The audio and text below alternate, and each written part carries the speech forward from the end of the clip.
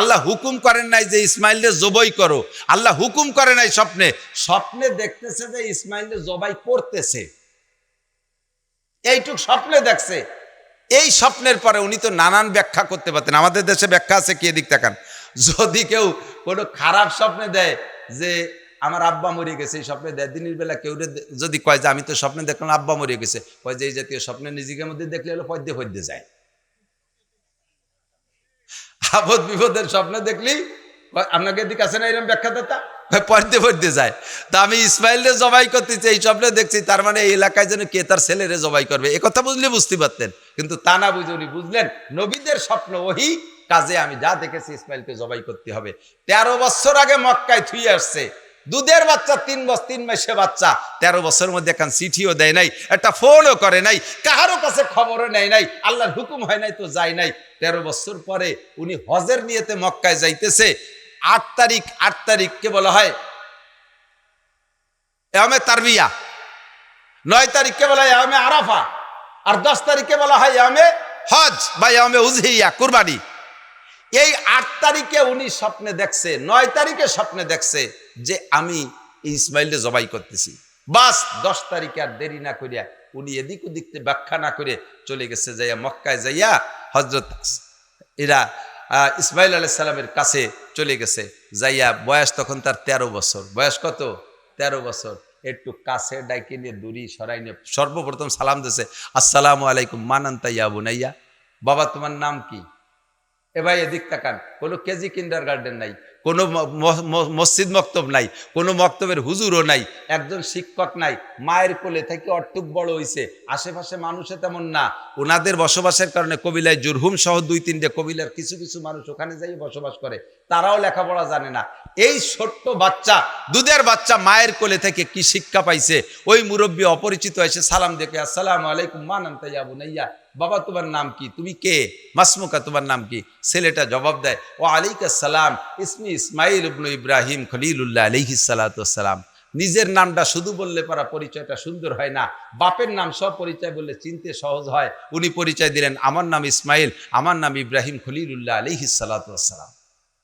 তখনই ইসমাইল পরিচয় যখন হয়ে গেছে, ইব্রাহিম আলাইহিস সালাম ইসমাইলকে জড়ায় ধরছে, আনা আবুকা ইয়া বুনাইয়া, ও বাবা আমি তোমার সেই আব্বা ইব্রাহিম খলিলুল্লাহ। এই দুই বাপ বেটা ভালোবাসা, আলিঙ্গন, মোহাব্বত বিনিময় চলতেছে, কুলাকুলি জড়াজড়ি চলতেছে।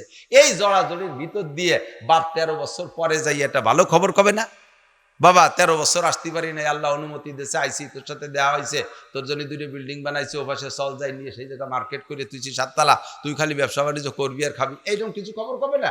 গলা জড়াই ধরে কাইন্নি আরাফিল মানা মান্নি আজবাহুকা, আমি স্বপ্নে দেই যে তোমারে জবাই করতেছি। যে সময় সাক্ষাৎ হয়েছে ওই সময় হযরত ইসমাইল আলাইহিস সালামের হাতে একখান দাও, এই দাও দিয়ে খেজুর গাছের ডাল কোন জায়গায় তাই নিয়ে চাইছে চটা বানাচ্ছে, মারে ঘর বানাই দেবে। একদিকে বাপে কয় স্বপ্নে দেখছি যে তোমারে জবাই করতেছে, ওদিকে ছেলে রাতে দাও। ছেলেটা আমাদের দেশের ছেলে যদি হতো তাহলে কি কইতো, বেটা আমার মারে দিয়ে আর আমার দিয়ে গার্মেন্টসের মধ্যে ফেলাই দিয়ে 13 বছর ইন্ডিয়া যে রইছো, আর একদিন পর আইসে স্বপ্নে দেখছো আমারে জবাই করতেছে, আয় কি ডাকারে জবাই আরে দেখাই ছেড়ে দেবো। জবাব এইরকম দিত না, আইসে জিজ্ঞেস করছি, ইয়া বুনাইয়া ইন্নী আরাবিল মানা মান্নি আজবাহুকা ফানজুর মাজা তারা, ও বাবা আমি স্বপ্নে দেখি তোমারে জবাই করতেছি, তোমার জন্য কোনো দালান কুটে আমি স্বপ্নে দেখে আসি নাই, এখন তোমার খেয়াল কি?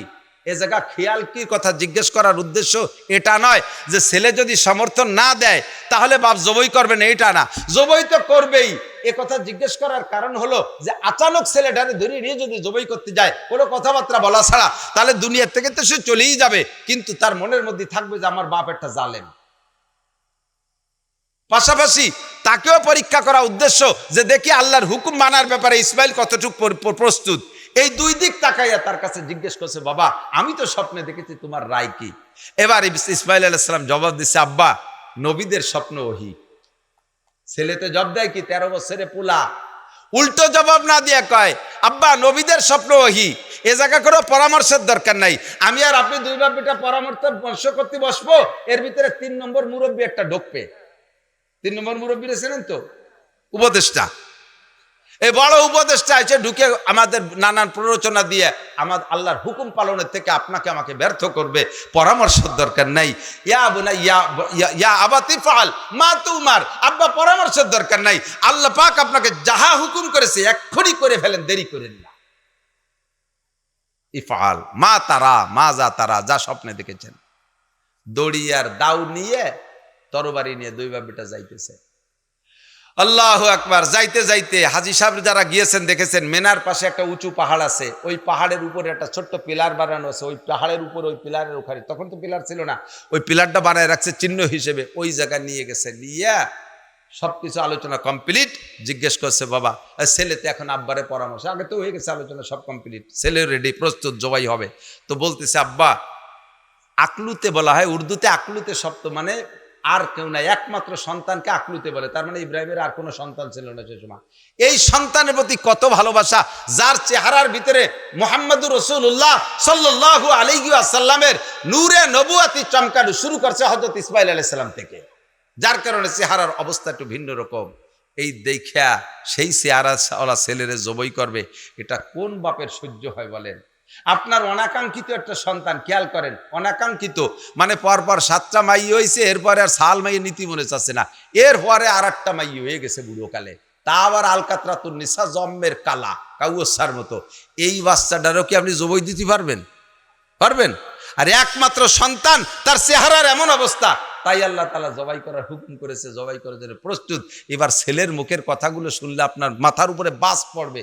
ছেলে কয় আব্বা কি করেন, ওই আগে তরবারিটারে ভালো দাঁড় দেন, কারণ আমি তো আপনার একমাত্র সন্তান, জবাই করতে গেলে আপনার হাতে বল থাকবে না, যাতে তরবারির ধারেই আমি গলাটা কাটিয়ে যায়, আপনি আল্লাহর হুকুম পালন করতে পারেন, এই জন্য তরবারি দাঁড় দেন। খুব ভালো করে দাঁড় দিয়েছে। আব্বা এই দড়ি দিয়ে আমার হাত পাও বাঁধদেন। কেন, তুই কি দড়ি দিয়ে চলে যাবি নাকি কোনো দিক জবাই করার সময়? কয় আব্বা মরণের সময়, মরণ তো বহুত বড় কঠিন জিনিস, আর জবাই করার পরে মরবো, জবাই করার পরে প্রাণীকেও দেখেন কিভাবে ছটফট করে, আমি ওরকম ছাটাছাটি দাপাদাপি করব, তাতে যদি আমার পা আপনার গায়ে লাগে, আপনি আল্লাহর খলিল, আমার পা আপনার গায়ে লাগলে আমি শহীদ হয়ে যাবে, মরে যাওয়ার পরে আমার সম্মান কমে যাবে, আমার দাম কমে যাবে, আপনার গায়ে কেন লাথি মারছি, এই জন্য আমার হাত পা ভালো করে বাঁধে নেন। এর এক একটা কথায় বাপরে কি হুঁশ থাকতে দেয় বলেন, অজ্ঞান হয়ে যাওয়ার মতো কথা। 2 নম্বর, আব্বা ই করেন, আপনার চোখ বাঁধে নিয়েন। কয় কেন? কয় যে আপনি আমার চেহারার দিক তাকাই আমারে জবাই করতে পারবেন না, চোখ বাঁধে নিয়েন। 3 নম্বর, 4 নম্বরে আপনার গায়ে আমার রক্ত যেন না লাগে, সতর্ক থাকবেন, কারণ আপনার রক্ত নাপাক, আমি মরার পরে আমার রক্ত যে আপনার গায়ে লাগবে, আপনি আল্লাহর খলিল, আপনি আল্লাহর পবিত্র বান্দা, আপনার গায়ে আমার নাপাক রক্ত কেন লাগলো? এর কারণে আমার জবাই হওয়ার পরে আমার নেকি কমে যেতে পারে, এই জন্য আমার সতর্ক থাকবেন, আপনার গায়ে যেন রক্ত না লাগে। 4 নম্বর, 5 নম্বর, আমার জামাগুলো নিয়ে আমার মার কাছে দিয়েন, জামাগুলো খুলে নিয়ে মার কাছে দিয়েন। আপনি হয়তো চলে যাবেন, আমার মা কি নিয়ে থাকবে? আজ 13টা বছর আপনি আমার মাকে ফেলে রেখে চলে গেছেন, আল্লাহর হুকুমে আমারে কোলে করে নিয়ে জড়িয়ে সান্ত্বনা নিয়েছিল, আর আজকে আমারে জবাই দিয়ে চলে যাবেন, আমার জনম দুঃখিনী মা আর কি নিয়ে থাকবে, সান্ত্বনা কি নিয়ে নেবে? আমার জামাটা যদি বুকের সাথে একটু জড়িয়ে ধরে সান্ত্বনা নিতে পারে, জামাটা মার কাছে দিয়ে যেন, আর আমার পক্ষ থেকে আমার মাকে সালাম দিয়ে যেন, মায়ের সাথে জান্নাতে দেখা হবে, এ কথাটা আমার মাকে বলে যেন। এক একটা কথা যেন বাপের উপরে পাহাড়ের মতো চাপা দিচ্ছে। কিন্তু এক আল্লাহর প্রেমে পড়ছে। কেন? ইব্রাহিম রে খলিল বানাইছে। কেন খলিল? এদিক তাকান, ইব্রাহিমের উপাধি কি খলিল না? খলিল মানে জগতে যার কোনো বন্ধু নাই, একমাত্র আল্লাহ ছাড়া, সে হলো খলিলুল্লাহ। আমাদের দেশে বহুত খলিল আছে, আগে সোচে না মুইতে বানি নয় না, ওই খলিল না, যে খলিলের 20 মহিলা দোস্ত, ওই রকম খলিল না। খলিল বলে যার একমাত্র আল্লাহ ছাড়া আর কোনো দোস্ত নেই, এর খলিল। তো এতদিন আল্লাহ ছাড়া আর কোনো দোস্ত ছিল না, তাই ইব্রাহিম খালি উপর দিক তাকাইয়া বেলা রেখে এই যে মনে আল্লাহ, চান রেখে এই যে মনে আল্লাহ, এটা একটা দেহে আর আল্লাহ খোঁজে, লাস্টে আল্লাহরে পেয়ে গেছে। আল্লাহর সাথে ইব্রাহিমের এমন বন্ধুত্বতা হয়েছে, আল্লাহ তারে খলিল করে ডাকতে বাধ্য হয়েছে। যখন ইসমাইল জন্ম নেছে, তখন ইব্রাহিম আলাইহিস সালাম এদিক খেয়াল করেন, তো সন্তানের প্রতি একটা মায়া তো হবেই, তখন আল্লাহর দিকে আগে যতবার সম্পর্ক তাকাইতো, এখন তার চেয়ে একটু কম তাকায়, একটু ইসমাইলের দিকে তাকায়, একটু কোলে। আরে আল্লাহ কয় যে এটা আমার ভালো লাগতেছে না, তুমি আগে খালি বারবার আমার দিকে তাকাইতে, আনে সাহালের দিকে তাকাচ্ছ, বাড়ি রাখতে পারবা না, 1 নম্বরে মক্কায় ফেলাইতে এসো। এই মক্কায় ফেলাই রাখছে প্রথম হুকুম, 3 বছর 13 বছর।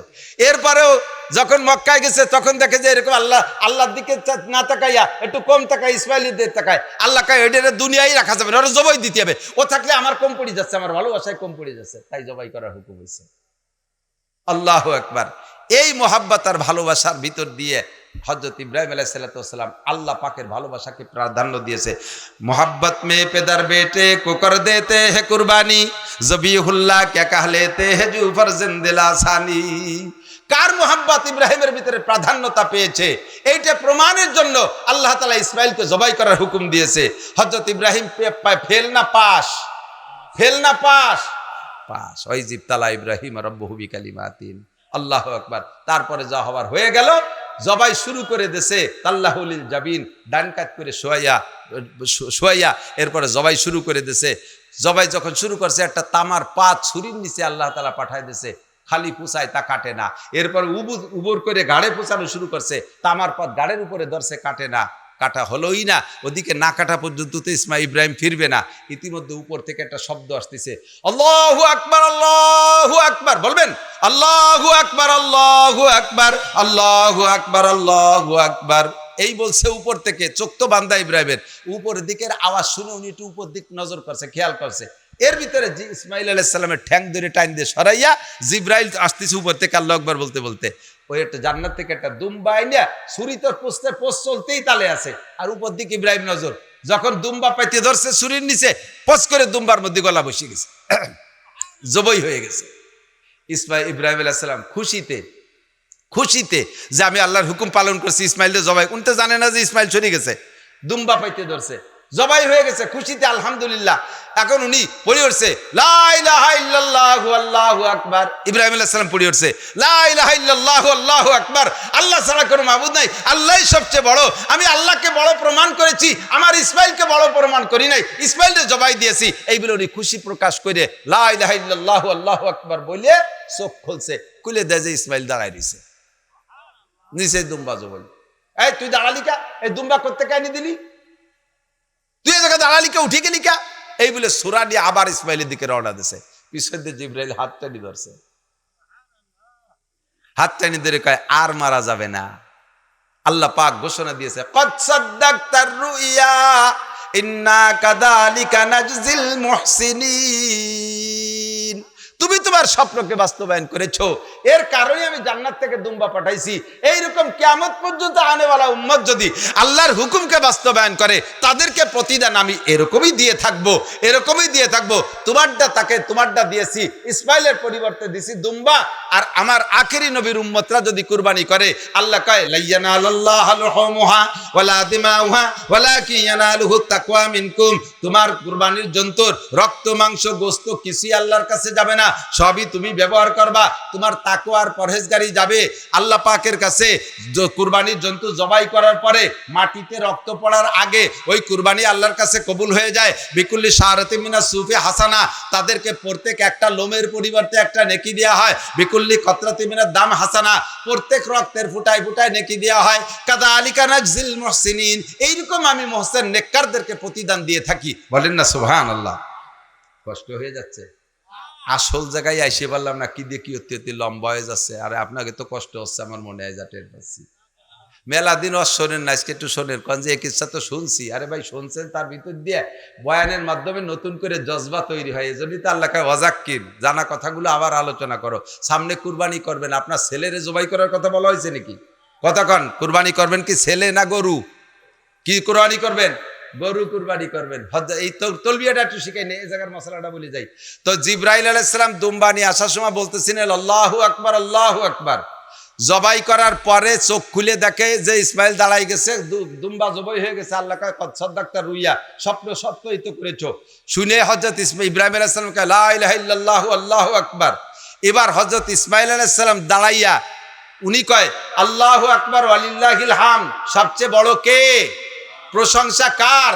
ওয়ালিল্লাহিল হামদ। আমার আব্বার কোনো প্রশংসা না, কারণ আমার আব্বা আমারে মারার জন্য যত চেষ্টা সব চালাইছে, বাঁচাইছে আমার আল্লাহ। আমি আব্বারে একবারও প্রশংসা করতে পারবো না, প্রশংসা হবে আল্লাহর। এই জন্য আল্লাহু আকবার ওয়ালিল্লাহিল হামদ। তিনজনের তিনটে কথা। জিব্রাইল বলছে আল্লাহু আকবার, আল্লাহু আকবার। ইব্রাহিম আলাইহিস সালাম বলছেন আল্লাহ লা ইলাহা ইল্লাল্লাহু আল্লাহু আকবার। আর ইসমাঈল আলাইহিস সালাম বলছেন আল্লাহু আকবার আলিল্লাহিল হামদ। এই তিনটে মিলে তাকবীরের নাম হলো তাকবীরে তাশরিক। তাকবীরে তাশরিক 9 তারিখ ফজরের থেকে শুরু করবেন, 13 তারিখ আসর পর্যন্ত পড়বেন, কিয়ামত পর্যন্ত পড়া চলবে। আর ওই দুই বাপেটা নেকি পাইতে থাকবে, আমাকে নেকি কম হবে না, আমাদের নেকি চলতে তালে থাকবে। এই হলো তাকবীরে তাশরিক। এবার আমাদের উপরে সাহাবা নবী পাকের কাছে সাহাবায়ে কিরাম জিজ্ঞেস করছে, হুজুর এই কুরবানির কথা কোরআন শরীফে আছে, এই কুরবানি কি? হযরত নবী আলাইহিস সালাম বললেন, হাযা সুন্নাতু আবিকুম ইব্রাহিম আলাইহিস সালাতু ওয়াস সালাম, এটা তোমাদের মুসলিম জাতির পিতা ইব্রাহিম আলাইহিস সালামের সুন্নাত। এই কুরবানি তোমরা চালু রাখো, কুরবানি তোমরা চালু রাখো। কুরবানি কি? আমার দিক মালের উপরে কুরবানি ওয়াজিব হয়েছে। তো সবচেয়ে বেশি পরীক্ষা নিয়েছেন নবীদেরকে, ধারাবাহিক মুসলমানদেরকে আল্লাহ তাআলা নিতে তালে আছে। এতে যদি আল্লাহ খুশি, আমিও খুশি, বলি আলহামদুলিল্লাহ। তো ইব্রাহিম আলাইহিস সালামের 30টা পরীক্ষা। কয়টা? একটু কোন কয়টা? 30টা বলতে গেলে 30 ঘন্টা সময় হলে সুন্দর হয়, কিন্তু অত পারা যাবে না। 2টা পরীক্ষার কথা আমাদের কাছে বেশি আলোচিত, যার একটা হুজুর বলেছেন, আর একটা হলো নমরুদ হযরত ইব্রাহিম আলাইহিস সালামকে আগুনের ভিতরে নিক্ষেপ করেছিল, ঠিক কিনা?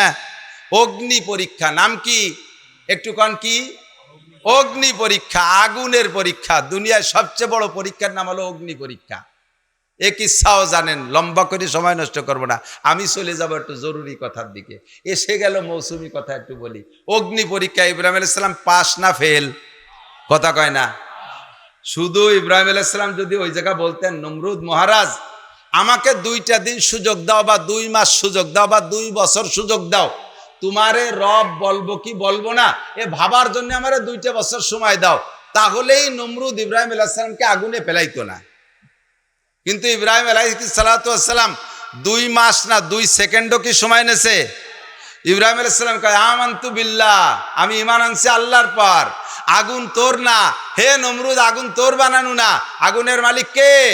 মালিক যদি আমারে আগুন দিয়ে পোড়ায়, তাহলে আমি পুড়ে ছাই হয়ে যাব, আমি দুনিয়ার থেকে শহীদ হয়ে যাব, আমি জান্নাতে চলে যাব। আর যদি মালিক মনে করে যে না আমাকে সেখানে আগুনের মধ্যে বাঁচাবে, সে ক্ষমতাও তার আছে না নাই? আল্লাহ। আগুন হইল ফুল বাগিচা, পশম জলে না। এক ডেকেছেন ইব্রাহিম নবী, নমরুদের আগুনে পড়ি, আরে আগুন হইল ফুল বাগিচা, আগুন হইল ফুল বাগিচা, পশম জলে না, খুদা তোমায় ডাকতে জানি না।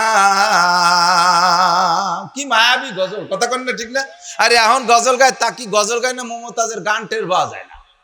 দূরিতে খালি মনে হয় যেন আউমা ক্ষমতেছে মমতাজ কণ্ঠে। এই সমস্ত গজল গাওয়া জায়েজ নাই। সব মুফতিরা ফতোয়া দিয়েছে এই সমস্ত চলমান মানে চলচ্চিত্রের যে সঙ্গীতরা কণ্ঠশিল্পীরা আছে, তাদের কণ্ঠে কণ্ঠ মিলাইয়া যে গজল বানাইছে, এই গজলগুলো না জায়েজ। এই মায়াবী গজল গাও। তো আগুন ফুল বাগান হয়ে গেছে, ইব্রাহিম আলাইহিস সালাম একটা পশমও পড়ে নাই, বলেন না সুবহানাল্লাহ। এবং যখন আগুনের মধ্যে ফেলাইছে, তখন ওই সময় নমরুদ আবার এই ইব্রাহিম আলাইহিস সালামের গায়ের কাপড় সব খুলে ফেলাইছে। শয়তান আইসা নমরুদরে কুবুদ্ধি দিছে, ও তো বুড়ো শয়তান, শয়তান তো শয়তানি।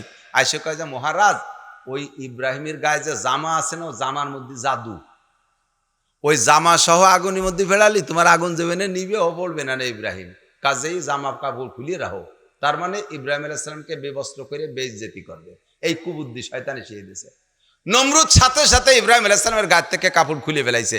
আল্লাহ তাআলা জিবরাইলকে বলেন, জিবরাইল কাল বিলম্ব হবে না, এক্ষুনি জান্নাত থেকে আমার ইব্রাহিমের গায়ের কাপড় ও খুলবে একদিক দিয়ে, আর আরেক দিক দিয়ে তুমি জান্নাতি কাপড় পরে সতর ঢেকে দিবা। একদিক দিয়ে নমরুদ কাপড় খুলছে, আর একদিক দিয়ে ইব্রাহিম আলাইহিস সালামকে জান্নাতি কাপড় পরাই দিয়েছে। জান্নাতি কাপড় গায়ে থাকা অবস্থায়, জান্নাতি কাপড় গায়ে থাকা অবস্থায় এই জান্নাতের কাপড়ের গায়ে আগুন দুনিয়ার কোনো আখেরাতের আগুনে স্পর্শ করবে না। কাজেই এই আগুনে তো ইব্রাহিমের পোড়ার কথা না। ইব্রাহিম আলাইহিস সালামকে দৌড়ে আগুনের একেবারে চড়ক দিয়ে মাঝখানে ফেলাইছে। যখন আগুন চড়ক দিয়ে মাঝখানে ফেলায়, তখন জিবরিল আলাইহিস সালামকে আল্লাহ পাক বলছেন, ওই একই সফরে কাজ সেরে নিয়েছে, আমার ইব্রাহিম নমরুদের ওই গজবের, নমরুদের ওই অভিশপ্ত কাঠের উপরে বসবে না, জান্নাতি খাট আগুনের মধ্যে বানায় দাও। জিবরিল আলাইহিস সালাম জান্নাত থেকে এখন খাটও নিয়ে আসছে, আইনিয়া ওই আগুনের মধ্যে বিছাই দিয়েছে। জিবরিল আলাইহিস সালাম নিয়ে ইব্রাহিম আলাইহিস সালামকে যখন চড়ক দিয়ে ফেলাইছে, খাটের উপরে যে বসছে, যখন খাটের উপরে বসছে, খাটও জান্নাতি খাট, জামাও জান্নাতি জামা, দুনিয়ার আগুন তো স্পর্শ করবে না, আগুন চলে গেছে কয়েক মিটার দূরে, গায়ের সাথে কোনো আগুনই নাই। জিবরিল আলাইহিস সালাম খাটের উপরে পাশে বসা, জিজ্ঞেস করতেছে কষ্ট হচ্ছে না তো? আমি আপনার কাছে জিজ্ঞেস করতেছি না, জিবরাইল আলাইহিস সালাম ইব্রাহিম আলাইহিস সালামকে জিজ্ঞেস করতেছে কষ্ট হচ্ছে না তো আগুনে? তো ইব্রাহিম আলাইহিস সালাম কয় যে আগুন কো? কয় যে আগুন ওই যে দেখা যাচ্ছে। আগুনের পর হুকুম হয়েছে কার? কুলনা ইয়া নারু কুনি বারদান ওয়া সালামান আলা ইব্রাহিম, হে আগুন ইব্রাহিমের জন্য শান্তিদায়ক ঠান্ডা হয়ে যাও। বেশি ঠান্ডা হলে এবার কালাই যাবে না, শান্তিদায়ক ঠান্ডা হয়ে গেছে, তাই বসে রয়েছে দুইজন। আগুন তো আগুন কয়দিন কাঠটা টুড়ি শেষ হয়ে গেছে, দেখা যায় ইব্রাহিমের সালাম তাজা তাজা বার হয়ে চলে গেছে। ডিমিতে বাচ্চা যেমন ফুরফুরিয়ে বেরোয়, ইব্রাহিম বেরোয় চলে গেছে। নমরুদ কয় যে তোমার মতো জাদুকর পৃথিবীতে নাই, এত বড় আগুনের মধ্যে জাদু হয়ে বাইসে চলে আসলো। জাদুকর কে? এ জাদু খেলাইছে কেডা? আল্লাহ খেলাইছে, ঠিক কিনা? উনার জন্মের শুরু থেকে বলতে গেলে 30টে বললাম না, 30টে বলতে 30 ঘন্টা লাগবে। কোরআন শরীফ বড়া উনার কিসসার, মুসা আলাইহিস সালাম আর ফিরাউনের গল্প, তো সময় লেগে যাবে। তো ইব্রাহিম আলাইহিস সালামকে আল্লাহ তাআলা এই পরীক্ষায় ফেল করাইছে না পাস করাইছে?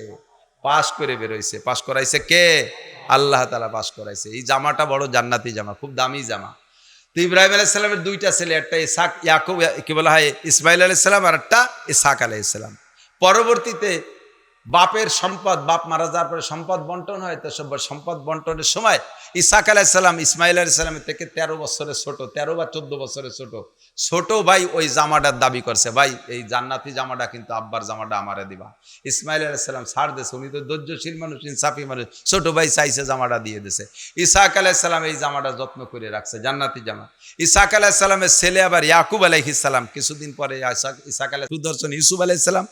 ইউসুফ আলাইহিস সালাতু ওয়াস সালামের যে চেহারা, এই চেহারার গায়ে মানুষের কুদৃষ্টি যাতে না লাগে, এর জন্য ইয়াকুব আলাইহিস সালাম ওই জান্নাতি জামাটারে বইটিয়ে তাবিজ বানাইয়ে একটা মাদুলিতি ভরে ইউসুফ আলাইহিস সালামের গলায় ঝুলাই দিয়েছে, যাতে মানুষের কুদৃষ্টি ইউসুফ আলাইহিস সালামের চেহারার পর না লাগে।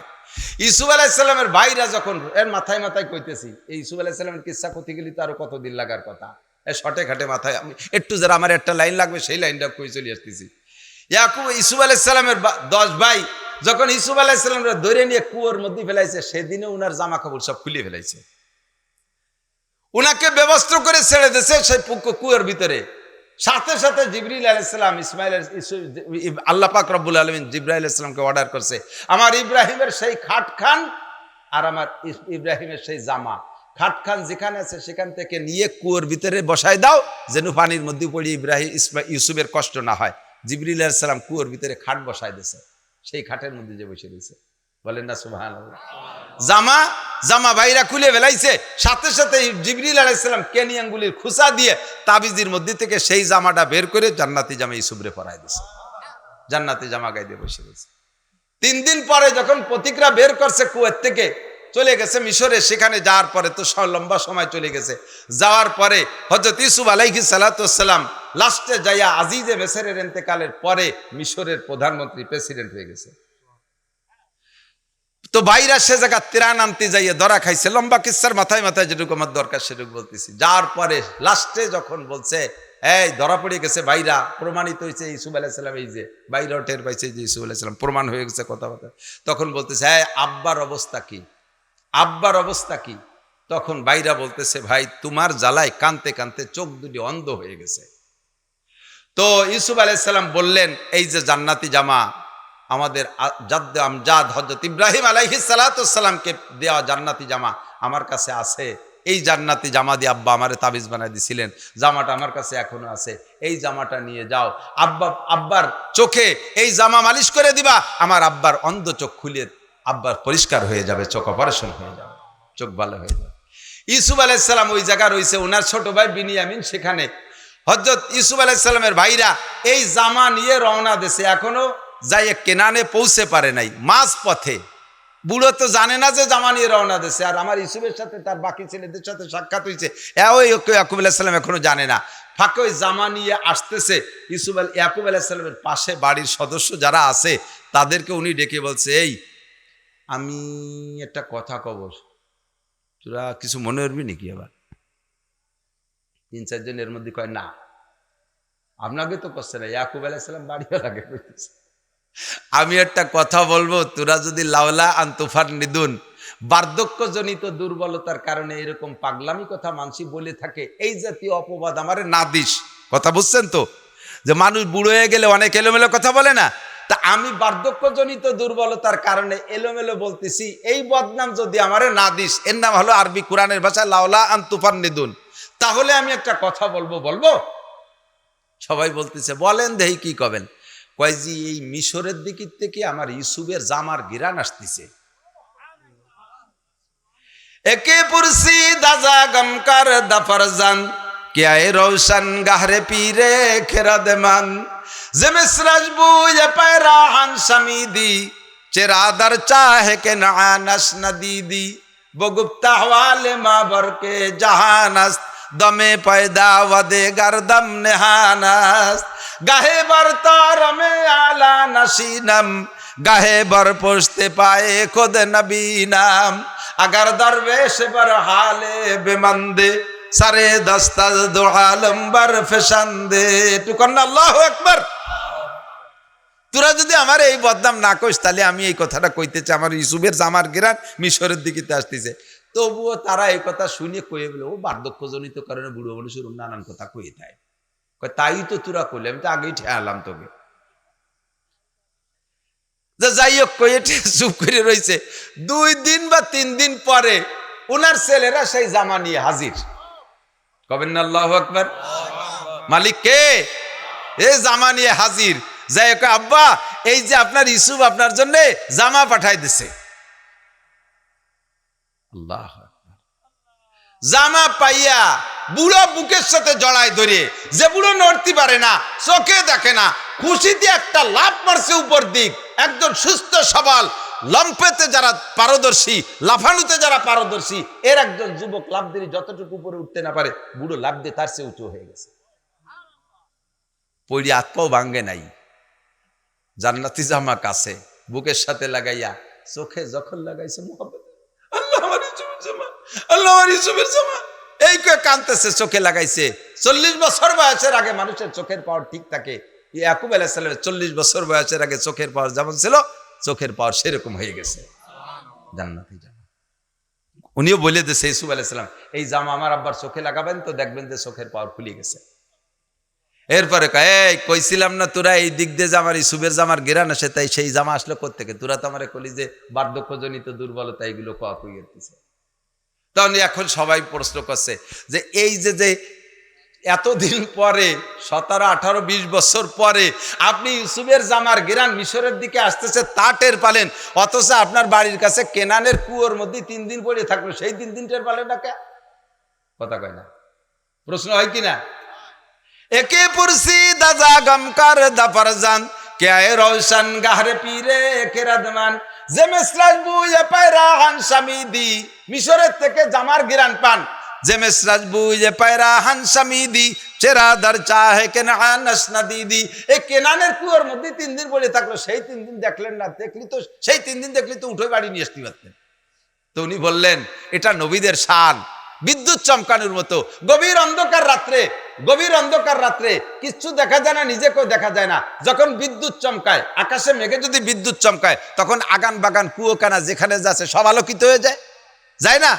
আবার বিদ্যুৎ কি অনেকক্ষণ থাকে? মুহূর্তের মধ্যে শেষ হয়ে যায়, আবার সেই অন্ধকার।